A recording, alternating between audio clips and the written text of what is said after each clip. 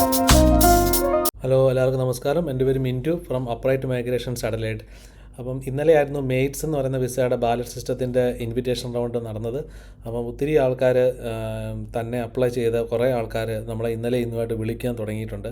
അപ്പോൾ എല്ലാവരുടെയും പ്രശ്നം അവർ ചെയ്തിരിക്കുന്ന സ്ട്രീം റോങ് സ്ട്രീമാണ്. എലിജിബിലിറ്റി ക്രൈറ്റീരിയ മീറ്റ് ചെയ്യുന്നില്ല.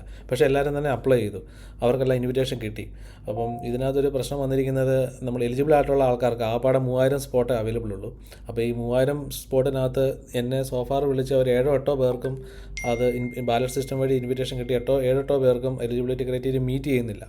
അപ്പോൾ ഒന്നെങ്കിൽ റോങ് ആയിട്ടുള്ള സ്ട്രീം ചൂസ് ചെയ്തിട്ടുണ്ട്, നമ്മുടെ ആ പീരീഡിൽ പഠിച്ചിട്ടില്ല, ആ ഇൻസ്റ്റിറ്റ്യൂട്ടിൽ പഠിച്ചിട്ടില്ല, നമ്മുടെ ക്വാളിഫിക്കേഷൻസ് റിലേറ്റഡ് അല്ല, ഇങ്ങനെയുള്ള പല കാര്യങ്ങളാണ്.